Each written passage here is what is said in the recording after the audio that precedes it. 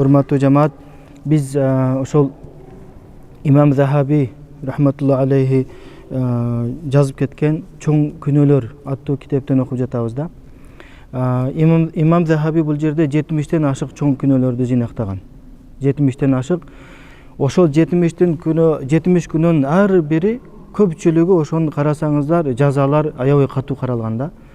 Ким ушул күнөөнү кылса Алланын каргышына калат, ким ушул күнөөнү кылса аны периштелер каргайт, мени каргайм деген ошондой эле арасында көрсөңүздөр катуу шариатта жаза каралган да. Ошондой күнөөлөр эмне чоң күнөөгө кирет. Анан муну иреттегенде эми ар бир алымдын өзүнүн тартиби бар да. Биринчи кайсыны коет, экинчи кайсыны коет. 70тен ашык. Мисалы биз буга чейин 12 чоң күнөөнү окудук. Бүгүн 13-чү чоң күнөө. Эгер кайталай турган болсок, эң биринчи чоң күнөө бул аширку билла, Алла Таалага ширк келтирүү. Бул дегени Алла Таалага сыйынат, ошол эле учурда башка бир нерсеге сыйынат. Бир жандыктарга сыйынат, же болбосо бир ташка сыйынат, тоого сыйынат, жаратылышка, эмне болбосо башка нерсеге сыйынат, эстеликтерге сыйынат мисалда. Анан бардык пайгамбарлардын негизги максаты бул пайгамбарчылык миссиясынын эң негизги максаты бул эмне? Жалгыз Аллага сыйынуу болгон бардык пайгамбарлар. Анан ширк кылгандын эң коркунучтуу жери бул кайсы адам мусулман болобу, башка болобу, Аллага сыйынып жүрүп бир ширк кылып койсо бардык күнөөлөр жоюлуп кетет. Бардык кылган сооптору жуулуп кетет. Мисалы өмүр бою 50 жыл, 60 жыл сыйынды дагы бир жолу ширк кылдыбы, бүт сооптон кур калат да. Ошондой коркунучтуу. Ошондуктан не бардык пайгамбарлар бул ширкке токтолгон да. Алла Таалам Куранда айтат: "Аузу биллахи минаш раджим. Ва лакад ухия илейк ва илал лазина мин каблик ла ин ашракта ла хибаттана амалик ва ла такунанна минал хасирин." Сага жана сенин алдыңкы пайгамбарларга айтылган, вахий кылынган, жеткирилген. Эгерде сен Алла Таалага ширк келтире турган болсоң, сенин бардык күнөөлөрүң не жокко чыгырылат, кылган амалдарың жокко чыгырылат дагы, анан ола такуна минал хасирин, утулгандардан болосуң дейт. Анан ширк маселесинде кээ бир адамдар ширк десең эле корко берет, чочулай берет да. Эмнеге десең, анда биздин арабыздагы ширк кылгандар эмне мушрик болуп калабы дейт. Жок, андай эмес. Кайсы адам болбосун, мусулман болобу, мусулман эмес болобу, ширк кылса, билбей туруп ширк кылса, бул баягыдай билип туруп кылгандай күнөө болбойт да, агачы. Макулбу, ошону түшүнөлү да. Анан ширк кылса эле ошол заматта динден чыгып кетпейт.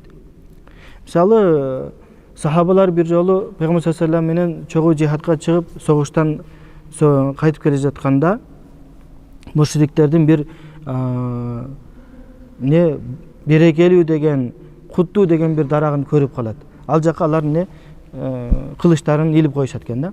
Анан алар айтышат: бизге да ошондой бир неме таап берсеңиз дарак, биз дагы ошентип кылычыбызды илип койсок дегенде, Пайгамбар айтат: силер аябай чоң нерсени сурап атасыңар, бул чоң күнөө дейт да.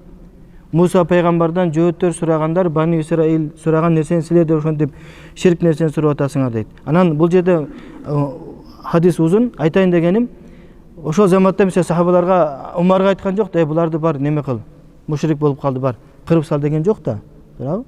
Ошондуктан бул ширк маселесинде сүйлөгөндө ошондой коркунучтугу жок. Мында мушрик болуп калат деген түшүнүк жок да, макулбу? Эскертиш керек. Экинчи чоң күнөө бул адам өлтүрүү. Адам өлтүрүү дегенде сөзсүз барып бирөөнү атып салып же бычактап өлтүрүү эмес. Ошого шериктеш болгондо эле ошол күнөөнү алат. Мисалы бирөөлөр бир адамды издеп жүрөт, сен ага жардам берип таап бердиң. Сен дагы күнөөкөр болосуң. Сага да ошол күнөө жазылат да, адам өлтүрүү. Кыямат күнүндө адам өлтүрүү фактысы боюнча кылмыш иши козголот. Бул дүйнөдө жазасын албаган адамдар кыямат күнү жазасын алат, сөзсүз. Бирөө көрбөй калса деле, Алла Таалам көрүп турат, периштелер ал жакта запись кылып жазып ататтар. Илгери хадистерде келгенде адамдын амалы көзүнө көрүнөт дегенде, кандай көрүнөт дегенде, алымдар мурда да, мисалы канча кылым мурда ушундай көрүнөт экен деп айтып кеткен да, азыр көрсө ошол видео запись экен.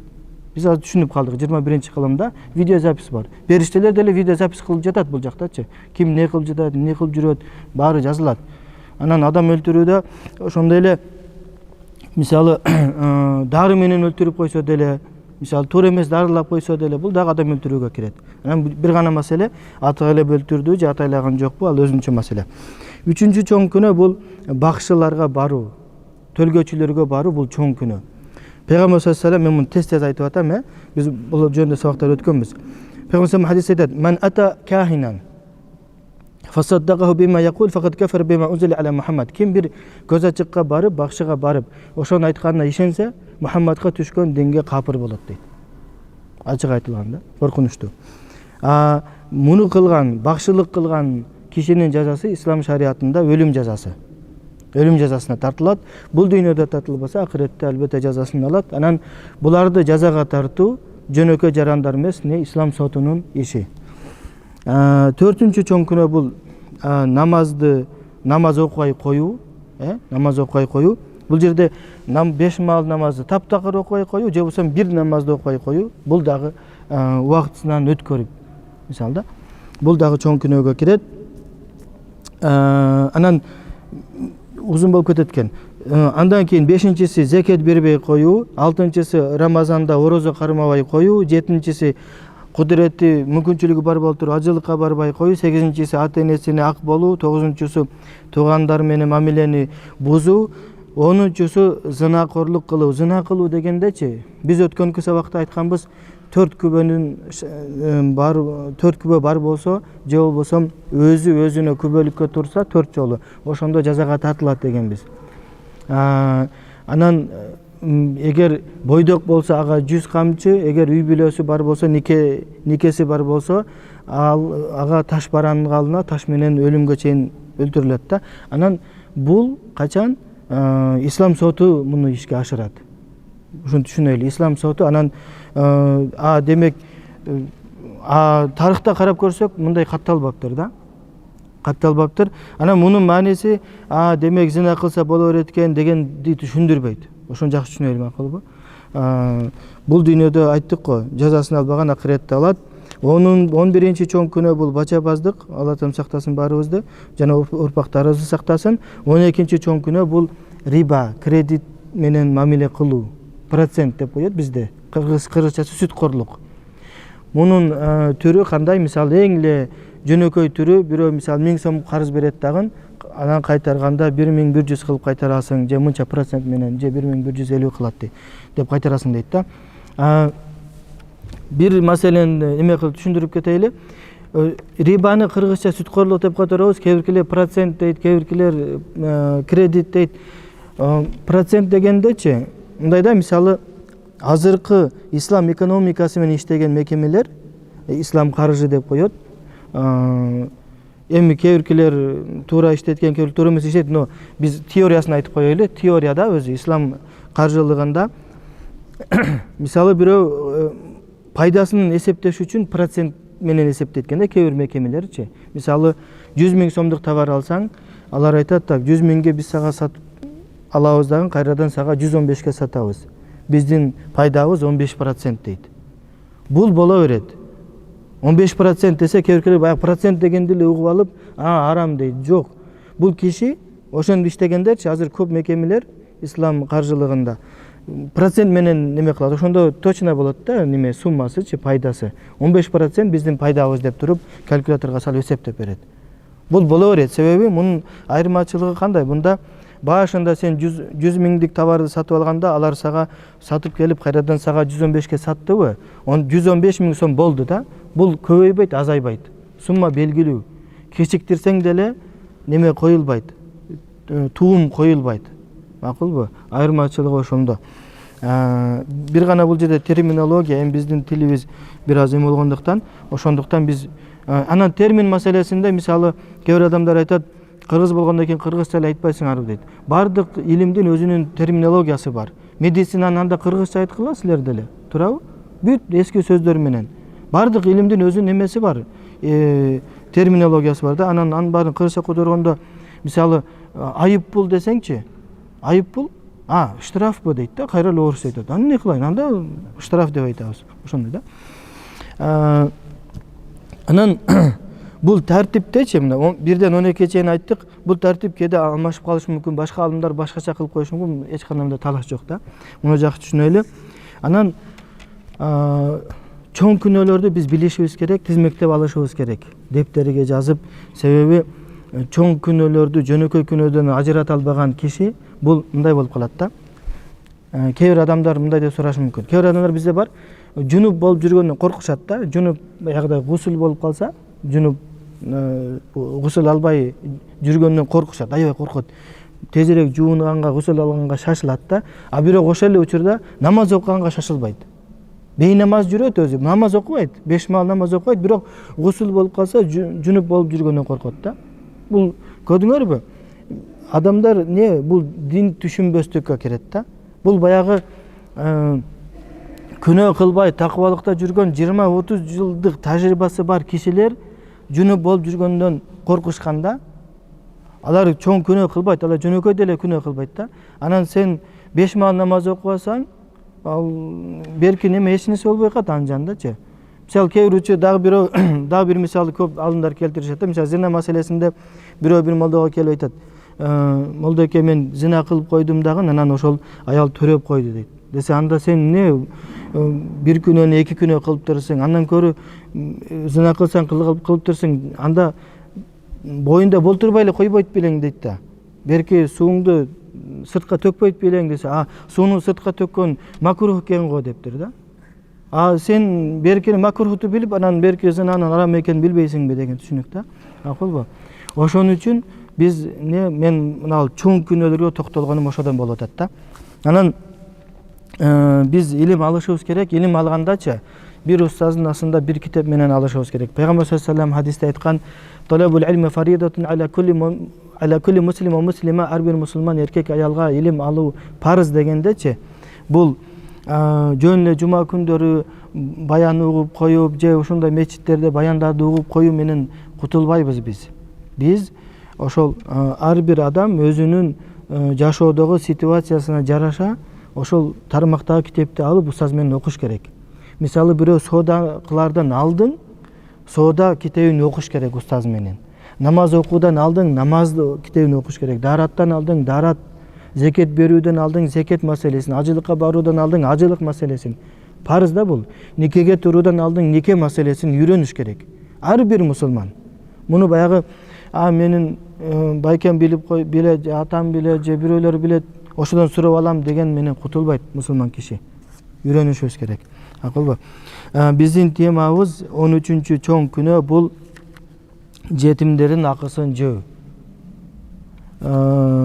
Алла Таалам Пайгамбар саллаллаху алейхи ва саллям хадисте айтат: "Иштани бу саб'ил мубиқат", 7 чоң күнөөдөн алыс болгула дейт.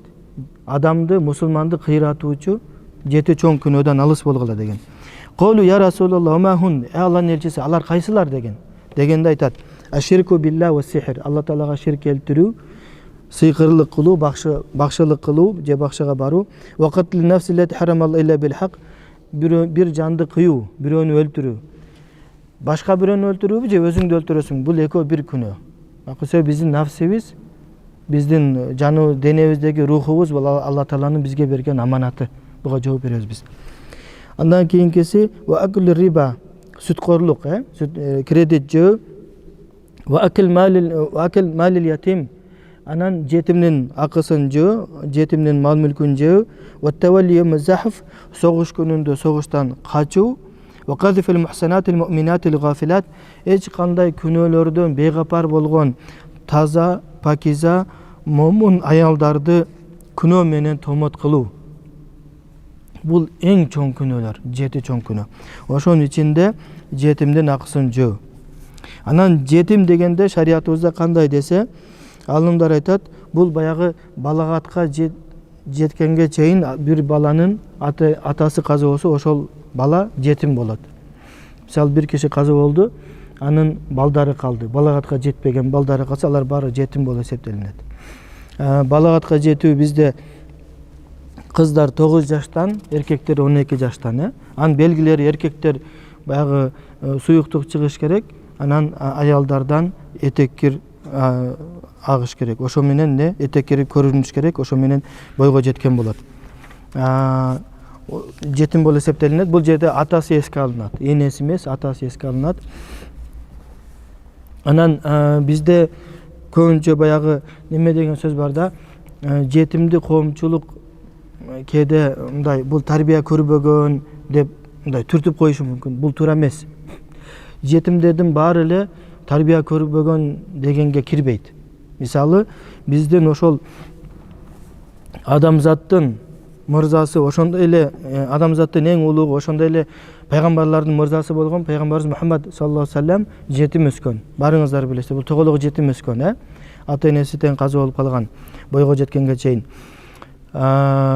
Демек, адам мисалы жетим болсо деле жакшы тарбия алууга, ага чөйрө бир шарт түзүлгөн болсо, ал деле жакшы адам болот. Аны биз жемелебешибиз керек. Сен жетим өссөң андай мындай депчи. Алла Таалам себеп пайгамбар саллаллаху алейхи вассалам бул жерде Алла Тааланын тарбиясын көргөн да, эми бул пайгамбар катары. Алла Таалам айтат: "Аузу биллахи минеш шайтанир раджим. Алам яджидка ятима фаава." Сени Алла Таала жетим таап, анан сага бир жата турган, бара турган жай таап берди го дейт. Көрдүңөрбү? Алла Таалам пайгамбарыбызга өзүнүн ниматтарын эскертип жатат да. Сен кандай болдуң, мен сени кандай даражага жеткирдим деген маанидечи. Ана ошондой эле сахабалардын арасынан Абу Хурайра, Зубайр ибн ал-Авам булар деле жетим өскөн. Бирок чоң Абу Хурайра 5374 хадис риваят кылган. Эмне деген мисалы эң көп хадис риваят кылган. Ошондой эле алымдардан Имам Бухари, Имам Шафии, Имам Ахмад бин Ханбал, Имам Ал-Джаузи, Имам Ал-Аузаи, Суюти, Ибн Хаджар, Саур жана башкалар аябай көп алымдарда чыккан жетимдерденчи. Ошондуктан биз жемелебешибиз керек да.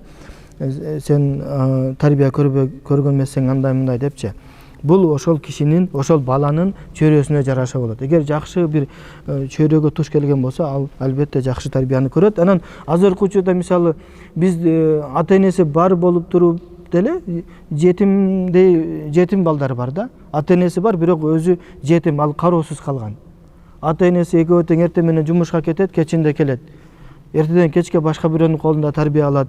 Кечинде анысы аз келгенсип YouTube'дан тарбия алат. Кантип өсүп атат биздин балдарыбыз мисалда. Ошондуктан буга дагы маани беришибиз керек. Бул аманат. Үй бүлө, бала чака бул аманат. Кыямат күнүндө ар бир эркек өзүнө жооп бергени аз келгенсип аялына, бала чакасына дагы жооп берет. Ашыкча да бул дагы эле чоң көйгөй. Алла Таалам жеңил кылсын сурагыбызды. Жетим маселесинде Духа сүрөсүн окуп көрсөк, Алла Таалам айтат: "Аузу биллахи минеш шайтанир раджим. Алам яджидка ятима фаава." Алла Таалам пайгамбар саллаллаху алейхи айтат: "Алла Таала сени жетим көрүп, жетим таап, фаава бара турган жер сага берди го" дейт. Турак жай берди. "Ва важадака даллан фахада." Сени адашкан абалда таап, сени туура жолго багыттады. Пайгамбар саллаллаху алейхи вассалам пайгамбарлыкка чейин өзү ойлонуп жүрдү да 3 жыл үңкүргө барып каттады. Табият, жашоо жөнүндө ой жүгүрттү, жахилият, эмнеге адамдар мындай кылат, эмне үчүн бири-бирин өлтүрөт, эмнеге андай, эмнеге мындай деп көп суроолор ошентип ойлонуп жатып, анан пайгамбарлык келди агачы. "Важадака аилан фаагна." Сен бир кедей болдуң эле, сени бай кылды дейт.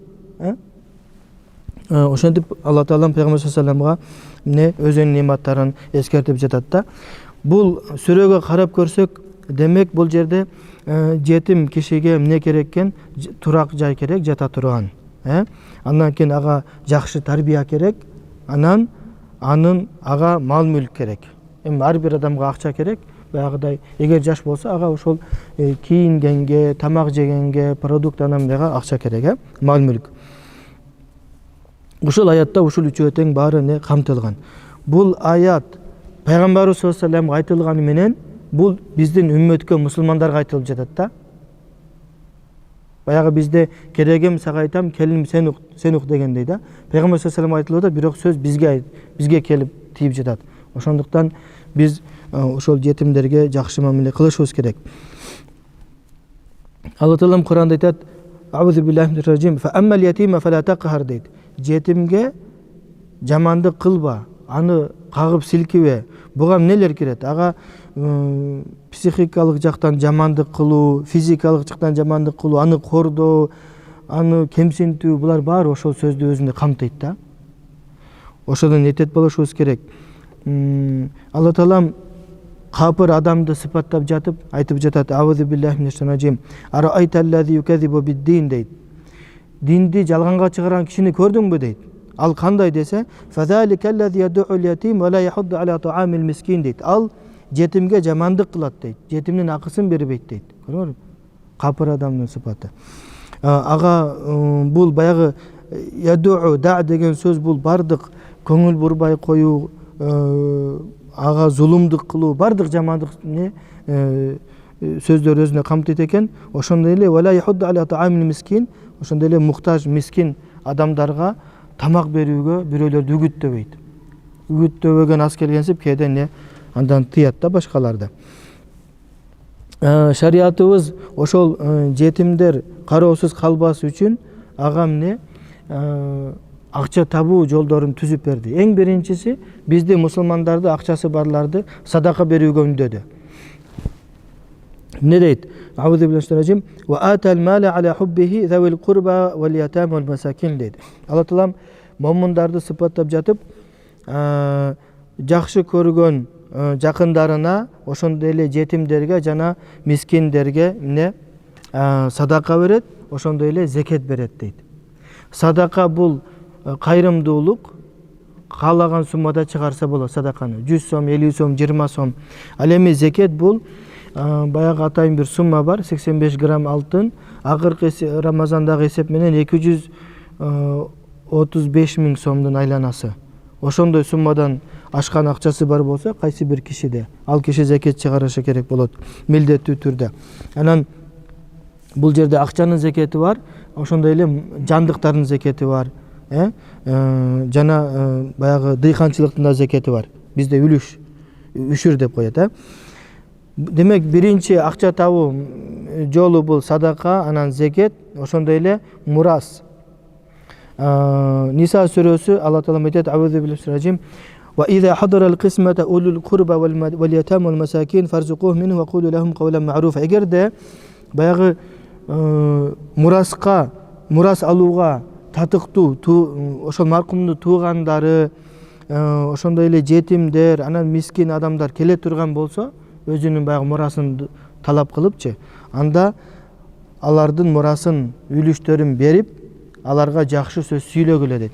Мурас маселесинде бизде тилекке каршы иш жүзүндө мурас бөлүштүрүү бизде жок болуп атат. Мен кайсы эле устаздарыма айтсам, бизде ушундай мурас бөлүнбөйт десем, неге аны айтышыңар керек, элге түшүндүрүү иштерин жүргүзгүлө дейт да. Мурас, мисалы, мусулман киши каза болгондон кийин анын үй бүлөсү, ошол балдары, бала чакасы, аялы, туугандары мурас кылып баягы мал мүлкүн бөлүп алыш керек. Анын өзүнчө илим бар, фараиз деп коет, өзүнүн эмес эсептери бар. Ошого биз маани беришибиз керек да. Кээ бир учурда баягы бир киши каза болгондон кийин балдары жетим калса, анын акчасын башка бирөөлөр алып коет да. Бир туугандары алып баягы жетимдерге бербейт дагы, алар жаш балдар, аларга акчанын не кереги бар эле, азыр берсем жок кылып коет деп өзү иштетип коет. Бул жетимдин акысын жегенге кирет. Аябай чоң күнөө бул. Ошону идет болойлу. Адам каза болгондон кийин анын мурасы бөлүнүш керек, мал мүлкү бөлүнүш керек, сөзсүз. Андан кийин дагы бир жетимдер үчүн акча табуу жолу бул олжо. Согуш учурунда илгери Пайгамбар саллаллаху алейхи ва саллям учурунда сахабалардын андан кийин деле ошол ошол олжодон бөлүп беришкен. Анфал сүрөсү 41-аят. Аузу биллахи минер раджим. Ва аламу аннама ганимтум мин шай'ин фа анна лиллахи хумусаху ва лиррасули ва лизил курба ва лиятама. Аятына аягына чейин. Билгилегин дейт, эгерде силер олжого ээ болсоңор, анда олжонун 5тен 1, 20% Алла Таалага, анын элчисине жана валидел курба, ошол туугандарына жана валиятама, анан жетимдерге, ошол муктаж эмелерге да, мискиндерге. Бул олжо кандай болот? Эгер согушсуз, мисалы мусулман аскер армиясы капырлар менен беттешкенден кийин согушу жок эле утуп алсалар, анда ал ошол немеден олжодон неме кылат. Же ал Анфал бекен, алар Анфал сүрөсү. Мен белки Ганима менен Жок, олжо бул берки неме, ал башка. Мен айткан. Бул олжо ошо согуштан кийин эме болгон акчалар да, байлыктар. Согуш менен. Согушсуз болсо анда анфаль болот, адашпасам. Жетимди неме кылуу, ага багуу, аны кароо соопчулугу кандай? Бул аябай чоң сооп амал. Жетимге маани берүү, аны багуу, аны тарбиялоо. Алла Таалам Кур'анда айтат: "Аузу биллахи минер раджим. Фалактахамал акаба ва ма адрака мал акаба" дейт. Капыр кишини сыпаттап жатып айтат: ал өзүнү жакшылыкка түрткөн жок дейт. Кайсы жакшылыкка? Бул акаба деген сөз, бул баягы тоодогу кыйын, өтө бийик болгон кыйын жол да. Бул жерде буларга кайсыл? Бул дегени сооптуу кыйын жолго түшпөдү дейт. Сообу бар кыйын жолго түшпөдү. Алар кайсы десе, факку ракаба, бир кулду азат кылуу, ау ит'аму фи яумин зи масгаба, же болбосо кыйын күндө муктаж адамдарга тамак бербөө. Үчүнчүсү ятима за макраба, бир тууган жетимине жакшылык кылбады дейт да. Капыр кишиничи. Демек, ушул 3 сооп аябай чоң сооптуу амалдар да. Дагы бир аятта, хадисте Пейгамбар айтат: "Ман масаха раса ятим лам ямсаху илля лилла, кана лаху би кулли ша'ра маррат алейхи ядуху хасанат" дейт. Ким бир жетимдин башын сыласа, ошо Алла Таала үчүн, сооп үчүн сылап койсо дейт, ошол колу канча чачка тийсе, ошончолук сооп жазылат дейт. Караңыз, бир мындай эле сылап койсо дейт. Биздин динибиз дайыма мээримдүүлүккө чакырат. Биз мээримдүү болгонго умтулушубуз керек. Эгер эркек кишинин жүрөгүндө мээримдүүлүк жок болсо, аны ошол жаратканга аракет кылыш керек. Пайгамбар саллаллаху алейхи вассалам бир жолу Хасан Хусейнди неме кылып кучактап өпкөндө бир киши айтат: "Сен не балдарыңды өбөсүңбү?" дейт. "Ооба" десе, "Менде 10 балам бар, бирөөсүн да өпкөн эмесмин" дейт. Дегенде Пайгамбар айтат: "Алла Таалам сен жүрөгүңө мээримдүүлүктү салбаса, мен кантип салам" дейт. Ошондуктан биз мээримдүү болгонду үйрөнүшүбүз керек да. Анан ошондой эле жетимдерге маани берүү, аларды тарбия кылуу, бул адамдын жүрөгүндөгү таш боордукту жоготот. Адамдын жүрөгүн жумшартат. Пайгамбар саллаллаху алейхи вассалам хадисте айтат, Абу Хурайра радыйаллаху анху риваят кылат. Бир киши келип Пайгамбар айтыптыр да: "Менин жүрөгүм оор, таш катуу" дептир да. Дегенде, кандай кылам дегенде, айтат: "Ин аратта анталина qalbuk fa at'imil miskin wamsah ra'sal yatim." Эгерде сен жүрөгүңдүн жумшаруусун кааласаң, анда фаат'имил мискин адамга, муктаж адамга тамак бергениң, вамсах рa'сал ятим, анан жетимдин башын сылаганың деди. Ошол эки жол менен сен жүрөгүңдү жумшартасың деп атат да. Ошондой эле жетимдерге камкордук кылуу, бул күнөөнүн кечирилүүсүнө себепкер болот. Пайгамбар саллаллаху хадисте айтат: "Ман qabada yatiman min baynil muslimin ila ta'amihi wa sharabihi adkhalahu Allahu al-janna illa an ya'mala dhanban la yughfar lahu" дейт.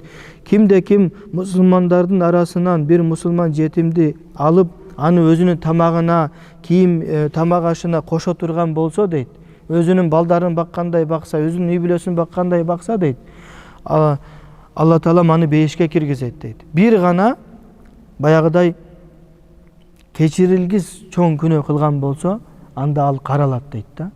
Бул дегени чоң күнөөдөн алыс болуш керек. Мындай дайыма биз сабактарда айтып кетебиз, биз мынтип ойлобошубуз керек да. Соопторду жасап койсо эле, анан күнөөнүн баары кечирилип кетет депчи. Күнөөлөр, чоң күнөөлөр өзүнчө тобо менен кечирилет. Ошондой эле адам акысы дагы өзүнчө ага тобо кылыш керек.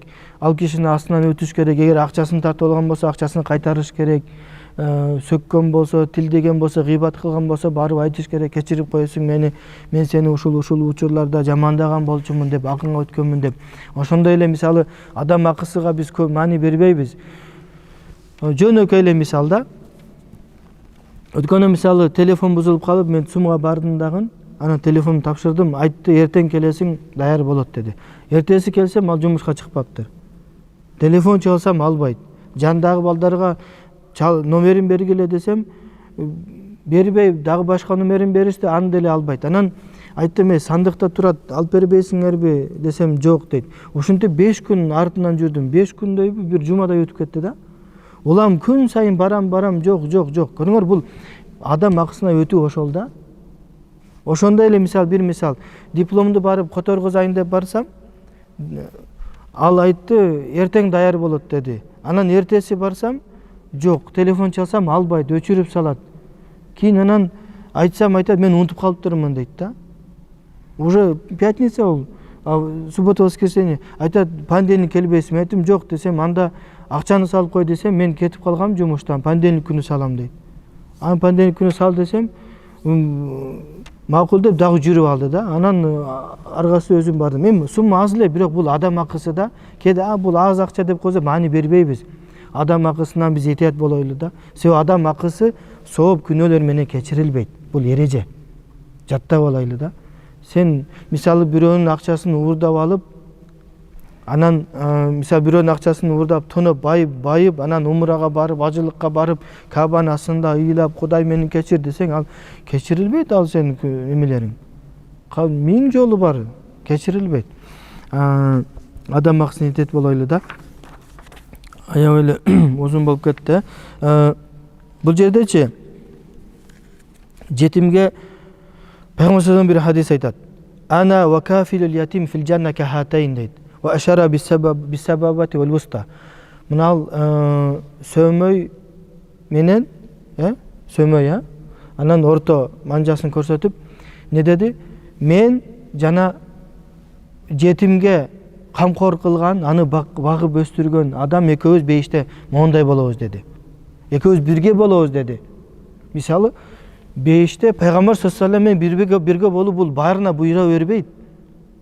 Сахабалар капа болушкан. Бир сахаби капа болду. Неге мен ыйладым дейт. Неге ыйладың десем, Пайгамбар саллаллаху алейхи неге ыйладың десе, мен үйгө барып ойлодум дейт. Сен пайгамбарлар менен Фирдауста эң бейиштин төрүндө болсоң, анан мен эң төмөнкү даражага түшүп калсам, кантип мен сени көрбөй каламбы дейт бейиште. Ошентип ыйлады да. Дегенде Пайгамбар не деди? Ал-мар'у ма'a man ahabba дейт. Адам сүйгөн адам менен чогуу болот дейт. Дегенде ошол сахаби ошол хадисти угуп аябай сүйүнгөн. Башкалар дагы сүйүнгөн. Биз Пайгамбар саллаллаху жакшы көрөбүз, сүйөбүз, демек пайгамбарыбыз менен чогуу болобуз экен депчи. Көрдүңөрбү?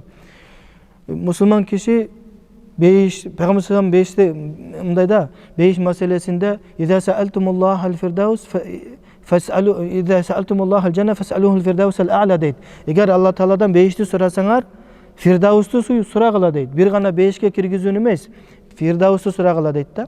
Дайыма алдыда болууга үгүттөгөн Пайгамбар саллаллаху биздечи.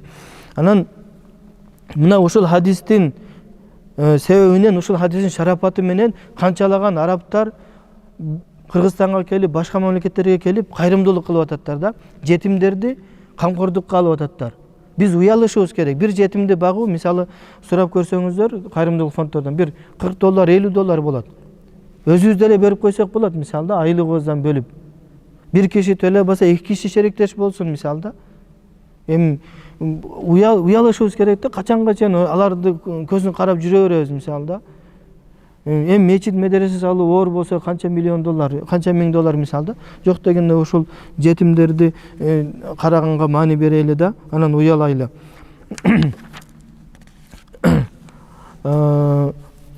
Жетимдердин мал мүлкүн жегенден этият болойлу. Анан мындай, эгер мисалы Алла Таала эми ар бир адамдын өмүрүн узун кылсын, бирок жашоодо өлүм ар кимге ар түрлүү жашта келет, мисалда. Тандап келбейт, очерет деген жок, кезек деген жок, мисалда. Келүү кезек менен, бирок кетүү кезексиз да. Анан кокус, мисалда, жашоодо бар жетимдер. Эгер ким ошол жетимдердин үстүнө карай турган болсо, ал жоопкерчиликти сезип, ошонун акчасын бир немеге коюш керек да, жөн эле сактап койбой бизнеске коюш керек. Пайгамбар саллаллаху алейхи хадисте айтат, не дейт? Иттажиру фи амвалил ятама ла та'кулуха закат дейт. Мына жетимдердин акчасын зекет азайтып салбасын, силер муну содага салгыла деген да. Себеби жыл сайын 40тан бирин ала берсе, мисалы 40 миң болсо, 40 миңден 40 миңден 1000 сом да, 40тан бири деген. Азайып кете берет да жыл сайынчы. Ошондуктан муну бизнеске салыш керек дагы. Анан сүйлөшүп, мисалы балким ошол бизнеске салгандан кийин анан канча бир пайызын өзүнө алабы, ошол кеңешип, анан калганын баягы эмеге беришет да. Кызмат акысын алса болот. Кызмат акысын алып, анан пайдасын жетимге берет да. Allah Teala aytат: "A'udzu billahi minashaitonir innal ladzina ya'kuluna amwalal yatama zulman innama ya'kuluna fi butunihim nara wa sayaslawna sa'ira" дейт. Жетимдердин акчасын зулумдук менен жегендер чындыгында булар тозок отун жеп жатышат дейт. Булардын курсактарына тозок кирип жатат, тозок оту түшүп жатат дейт. Бул жеген ашы тозок дейт. Жеген оокаты. Wa sayaslawna sa'ira, кыяматта алар тозокко түшүшөт дейт. Ниса сүрөсү 10-аят. Анан кайсыл учурда жетимге акчасын беребиз дегенде алымдар айтат, бул балагатка жетиш керек, анан акчаны түшүнүш керек да, акча маселесинчи. Кээде мисалы балагатка жеткен болот, бирок акчаны түшүнбөйт. Мисалы 500 сом менен 1000 сомдун айырмасы деле жок. Мисалда, ошол эки шарт менен анан жетим акчасын алат. Тилекке каршы дүйнөдө ар түрлүү себептер менен, согуштар менен жетимдер аябай көп. Бул эски статистика боюнча 210 миллион жетим бар дейт дүйнө жүзүндөчү. 210 миллион. Аябай чоң цифра да. Анын 10% көбүнчө суицидке барышат дейт. Өзүн жанын кыят. 60% кыздардын арасынан болжол менен сойкулукка барат дейт, аргасыздан. Анан жаш балдардын, эркек балдардын 70% кылмыштуулукка барат дейт да. Ошондуктан биз баягы жетимдерди алып, багып, карап, неме кылышыбыз керек. Буга маани беришибиз керек.